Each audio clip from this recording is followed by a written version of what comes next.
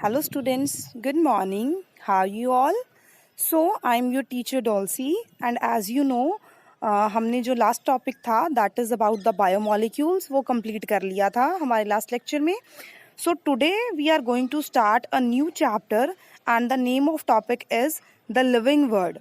So as you know, your first unit is about the diversity that is found in the living world. मतलब कितनी form nature में different form के organisms की अर्थ पे exist करती हैं, इस यूनिट में हम वो क्या करेंगे, डिस्कस करेंगे. और जो हमारा फर्स्ट चैप्टर है इसमें इसका नाम क्या है, द लिविंग वर्ड.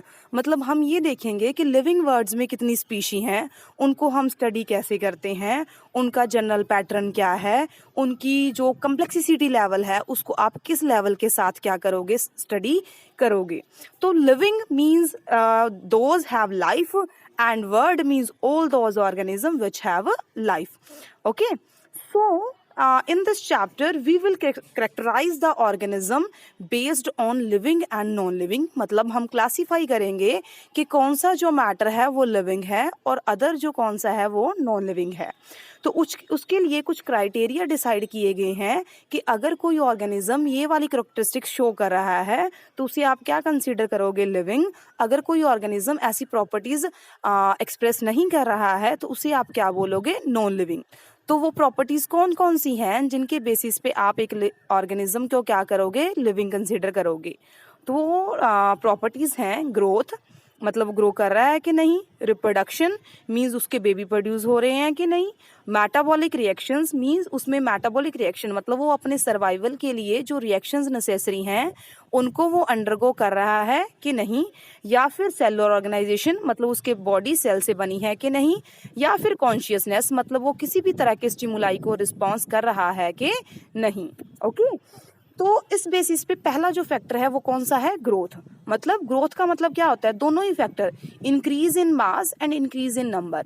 मतलब एक ऑर्गेनिज्म का अगर वेट इंक्रीज हो रहा है तो भी हम क्या बोलेंगे, वो क्या कर रहा है, ग्रो कर रहा है. अगर उसका नंबर इंक्रीज हो रहा है that is also be consider as the growth. तो यूजुअली ग्रोथ के लिए जो प्रॉपर्टी है वो कौन सी है, सेल डिवीजन. क्योंकि अगर आपका सेल क्या करेगा, डिवाइड करेगा, ओनली देन वो ऑर्गेनिज्म क्या करेगा, ग्रोथ शो करेगा. क्योंकि इंक्रीज इन नंबर ही क्या है, प्रॉपर्टी है किसकी, आपकी ग्रोथ की. ओके, तो जो प्लांट सेल हैं वो कंटिन्यूसली डिवाइड करते रहते हैं थ्रू आउट लाइफ. जो एनिमल सेल होते हैं वो थ्रू आउट डिवाइड नहीं करते, उनके लिए एक स्पेसिफिक एज है. वैसे ऐसा नहीं कह सकते कि ग्रोथ नहीं देखने को मिलती, सेल तो थ्रू आउट डिवाइड करते हैं, बट जो उन सेल की वजह से होने वाली ग्रोथ है वो एक स्पेसिफिक एज के बाद स्टॉप हो जाती है, उसके बाद कोई हाइट इंक्रीज नहीं होती. तो यूजुअली हमारी बॉडी में जो after an attainment of age जब हम ग्रो करना बंद कर देते हैं एक्सटर्नली, तो उस स्टेज पे हमारे जो लॉस्ट सेल हैं उन सेल को रीगेन करने के लिए डिविजन्स देखने को मिलती हैं, पर वो डिविजन्स हमें ग्रोथ का रिप्रेजेंटेशन नहीं देती. ओके, सो नेक्स्टली जो ऑर्गेनिज्म है, यहाँ पे मैंने टर्म्स यूज की थी ना, increase in number for growth. तो जो ऑर्गेनिजम्स क्या हैं आपके, यूनिसेलुलर. तो यूजुअली वो डिवाइड जब करते हैं तो उनकी कॉलोनी क्या हो जाती है, इंक्रीज हो जाती है. तो वहाँ पे डिवीजन किसका काम करती है, रिप्रोडक्शन का. तो हमारी बॉडी में अगर हम बात करें ग्रोथ की तो वो क्या होती है, increase in biomass only. Okay, वैसे जो ये फैक्टर है growth, it is not true for consider to be living. क्यों, क्योंकि कई बार एक्सटर्नल ग्रोथ भी देखने को मिलती है. क्यों मिलती है एक्सटर्नल ग्रोथ देखने को, क्योंकि कुछ ऑर्गेनिजम्स जो होते हैं, for example not organisms actually क्या बोल सकते हैं, जो नॉन लिविंग मैटर है वो भी क्या करता है, ग्रोथ शो करता है. For example you have a heap of garbage, आपके पास हीप है गार्बेज का. अगर आप उस हीप के ऊपर नई नई वेस्ट क्या करते रहोगे, डिपॉजिट करते रहोगे, तो डेफिनेटली वो भी साइज में क्या करेगा, इंक्रीज करेगा. पर वो जो बच्चे ग्रोथ है दैट इज नॉट ग्रोथ, वो क्या है, एक्सटर्नल है. क्योंकि आप एक्सटर्नल एजेंट के थ्रू वहां पे क्या कर रहे हो, डेपोजिशन कर रहे हो, तो उसे आप कंसीडर नहीं कर सकते किसमें, ग्रोथ में. तो when ever an organism internally, उसमें कुछ इंटरनल फैक्टर ऐसे होते हैं जो उसका बॉडी मास क्या करते हैं, इंक्रीज करते हैं, तो ही हम बोलेंगे कि उसका क्या हो रही है, ग्रोथ हो रही है. तो ग्रोथ के लिए ह्यूमन बींग्स में या जनरली जो टर्म यूज होगी वो होगी increase in mass, but unicellular में ऑर्गेनिज्म में वो term in the form of increase in number भी हम दे सकते हैं. और जो एक अटेनमेंट के बाद एनिमल ऑर्गेनिज्म में ग्रोथ किस फॉर्म में देखने को मिलती है, with the replacement of the lost tissue. Dead cell को रिप्लेस करना भी एक तरीके की क्या होती है, ग्रोथ होती है। ओके, सो जो नेक्स्ट मैकेनिज्म है हमारा to ensure an organism to be living, वो क्या है, रिप्रोडक्शन। मतलब कोई ऑर्गेनिज्म अपनी प्रोजेनी प्रोड्यूस कर रहा है कि नहीं, सिमिलर टू इटसेल्फ। तो अगर तो उसके बेबी प्रोड्यूस हो रहे हैं उसके जैसे ही, तो नंबर क्या हो गया ऑर्गेनिज्म का, इंक्रीज। तो उस प्रोसेस को बेटे आप क्या बोलोगे, रिप्रोडक्शन। रिप्रोडक्शन कितने तरह की होती है, दो तरह की, एसेक्सुअल और सेक्सुअल। अगर तो एक ही पेरेंट से, जैसे कि फ्रूट नहीं लगते पेड़ पे ऐसे, अगर तो एक ही पेरेंट से नई कॉलोनी बन रही है तो उसे आप बोलोगे एसेक्सुअल रिप्रोडक्शन। अगर कोई दो ऑर्गेनिज्म आपस में इंट्रोड्यूस करते हैं, जैसे कि ह्यूमन बीइंग में आपके मदर और फादर, और फिर वो प्रोड्यूस करते हैं नए ऑफस्प्रिंग, तो उसे हम क्या बोलते हैं, सेक्सुअल रिप्रोडक्शन। तो एसेक्सुअल रिप्रोडक्शन किस में देखने को मिलती है हमें, यूनिसेलुलर ऑर्गेनिजम्स में, चाहे वो क्या है आपके बैक्टीरिया चाहे अमीबा। तो मैंने पहले भी बताया था जो डिवीजन होती है यूनिसेलुलर ऑर्गेनिज्म में उसे हम क्या बोलते हैं, क्या बोलते हैं उन्हें हम, growth. So it's very unclear कि हमें डिफरेंशिएशन नहीं होती यूनिसेलुलर ऑर्गेनिजम्स में कि ग्रोथ कहाँ पे हो रही है और रिप्रोडक्शन कहाँ पे हो रही है। ओके, बट हमने ये टर्म बोली कि जो कोई ऑर्गेनिज्म रिप्रोड्यूस कर रहा है तो उसके क्या प्रोड्यूस होंगे, बेबी प्रोड्यूस होंगे, और those babies should be similar to the parent. तो बहुत से कपल्स ऐसे होते हैं हमारी कॉलोनी में जो क्या होते हैं, स्टीराइल होते हैं, मतलब उनके बच्चे पैदा नहीं होते, तो वो भी तो एक पार्ट है रिप्रोडक्शन का। ऐसे ही म्यूल होते हैं, हिनी होते हैं, या स्टीराइल वर्कर्स होते हैं किसके, हनी बीज में, तो वो भी तो अपने ऑफस्प्रिंग आगे पैदा नहीं करते, तो वो रिप्रोड्यूस नहीं करते। इसलिए हम जो रिप्रोडक्शन है उसको ये बोलेंगे कि वो बिल्कुल एब्सेंट होती है किसमें, नॉन लिविंग ऑर्गेनिज्म में, और ये कैरेक्टरिस्टिक फीचर है किसका, लिविंग ऑर्गेनिज्म का। रिप्रोडक्शन को हम कभी भी स्टडी नहीं कर सकते नॉन लिविंग ऑर्गेनिज्म में, वो अपने बच्चे तो पैदा नहीं ना कर सकते, इसलिए जो रिप्रोडक्शन है वो कैरेक्टरिस्टिक फीचर है किसका, लिविंग का। नेक्स्ट जो आपकी कैरेक्टरिस्टिक है वो कौन सी है, मेटाबॉलिज्म। मतलब आप अपनी बॉडी में खाने को डाइजेस्ट कर पा रहे हो, नए कंपाउंड्स बना पा रहे हो, तो आप में मेटाबॉलिज्म क्या है, प्रेजेंट है। अगर नहीं कर पा रहे तो आपका मेटाबॉलिज्म क्या है, एब्सेंट है। ऑब्वियसली नॉन लिविंग ऑर्गेनिज्म में थोड़ी ना खाना डाइजेस्ट होता है, ठीक है, तो वो क्या हो गए आपके नॉन लिविंग। और लिविंग ऑर्गेनिज्म में ऑब्वियसली खाना डाइजेस्ट होता है, रेस्पिरेशन होती है, तो वो क्या हो गए आपके लिविंग ऑर्गेनिज्म। तो जो मेटाबॉलिज्म है ये एक कैरेक्टरिस्टिक फीचर है सभी लिविंग ऑर्गेनिज्म की। प्लांट्स में क्या होती है बेटे, फोटोसिंथेसिस जिसके थ्रू खाना बनता है, क्या होती है, रेस्पिरेशन जिसके थ्रू वो एनर्जी बना के यूज करते हैं। ऐसे ही हमारी बॉडी में क्या होती है, रेस्पिरेशन, दो तरीके से 10th में भी करवाया था, एरोबिक और एनारोबिक। एरोबिक में क्या बनता था आपका, CO2, एनारोबिक में क्या बनता था, लैक्टिक एसिड। तो ऐसे कोई भी कंपाउंड बनना मतलब हमारी बॉडी में कोई रिएक्शन तो हो रही है ना, चाहे कंपाउंड कोई टूट रहा है चाहे कंपाउंड कोई नया बन रहा है।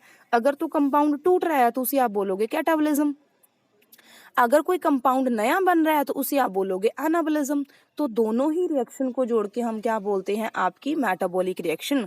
आपके सर्वाइवल के लिए जो नेसेसरी पॉइंट है वो है प्रेजेंस ऑफ मेटाबॉलिक रिएक्शन। और ऐसे कंपाउंड जिन पे ये मेटाबॉलिक रिएक्शंस होती हैं, ऐसे कंपाउंड को हम क्या बोलते हैं, मेटाबोलाइट्स। ओके, सो मेटाबॉलिज्म क्या है, एक डिफाइनिंग फीचर है सारे के सारे लिविंग ऑर्गेनिज्म का। इसीलिए जो सेलुलर फॉर्म है ऑर्गेनाइजेशन की, क्योंकि जो डाइजेशन होता है वो भी तो सेलुलर लेवल पे होता है ना, तो जो सेलुलर फॉर्म है आपकी बॉडी की ऑर्गेनाइजेशन की, वो कैरेक्टरिस्टिक फीचर है किसी भी लिविंग ऑर्गेनिज्म का।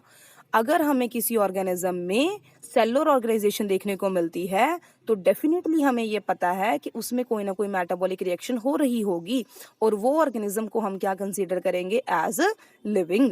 ओके, सो जो नेक्स्ट कैरेक्टरिस्टिक है हमारी इस के लिए वो कौन सी है, हमारी कॉन्शियसनेस। कॉन्शियसनेस क्या होता है, रिप्लाई टू स्टिमुलस। अगर कोई चीज़ आपको टच करती है, कोई थ्रेटन देती है, तकलीफ देती है या कुछ भी, तो हमारी बॉडी में क्या प्रेजेंट है, सेंस ऑर्गन प्रेजेंट है, कितने, 5। तो वही 5 सेंस ऑर्गन हमारी बॉडी को क्या करते हैं, स्टिमुलेट करते हैं। अगर हम उन 5 जो हमारे सेंस ऑर्गन हैं उनके थ्रू किसी चेंज को सेंस कर सकते हैं और उसके लिए क्या कर सकते हैं, रिस्पॉन्स कर सकते हैं, तो we will be considered to be living.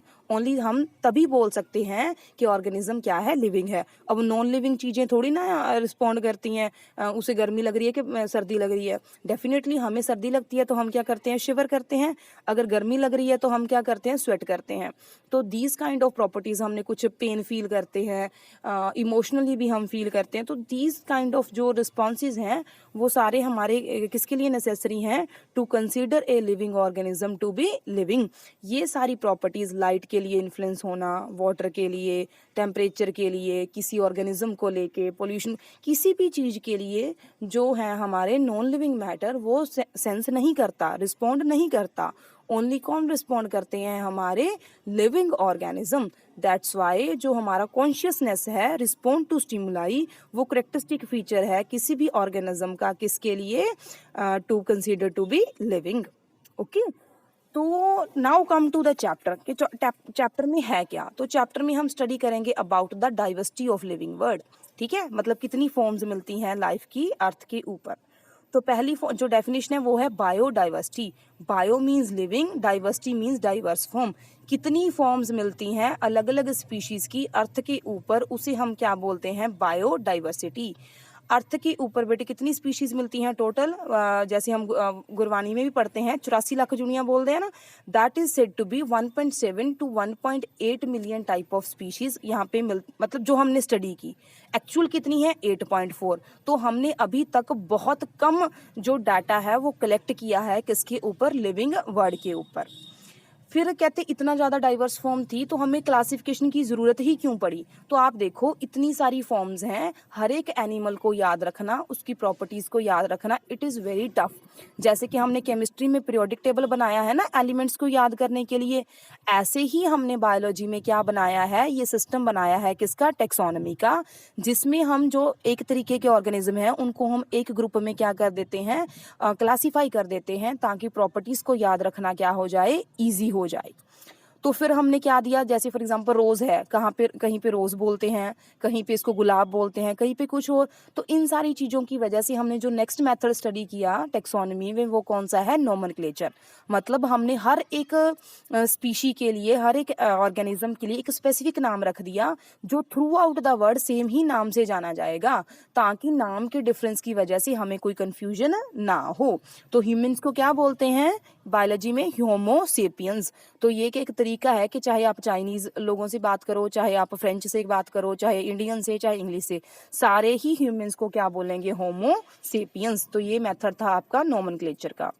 तो जो नोमेनक्लेचर के लिए जो आपके सेट किए गए हैं बोर्ड वो कौन से हैं, एक तो है ICBN, international code for botanical nomenclature, मतलब ऐसा बोर्ड जो किसका नोमेनक्लेचर डिसाइड करता है, प्लांट्स का।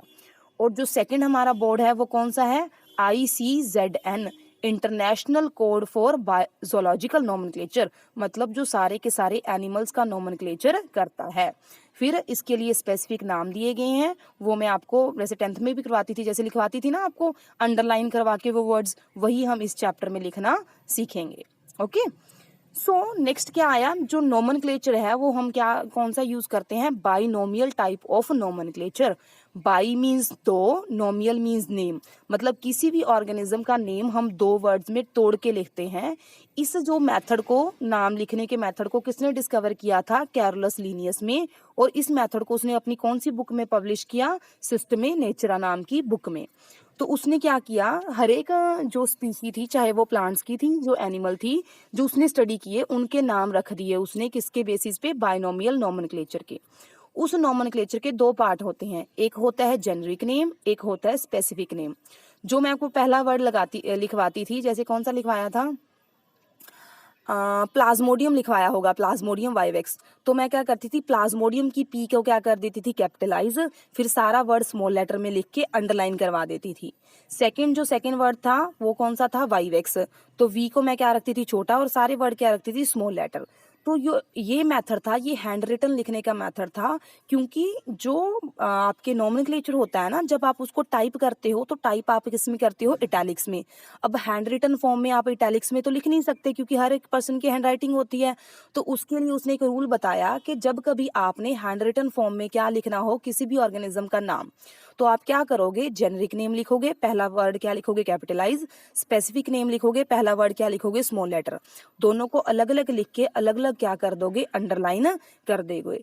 इस तरीके से जो आपका जो नोमेनक्लेचर है वो एक वेल डिफाइंड मैटर में क्या हो जाएगा, एक्सप्लेन हो जाएगा।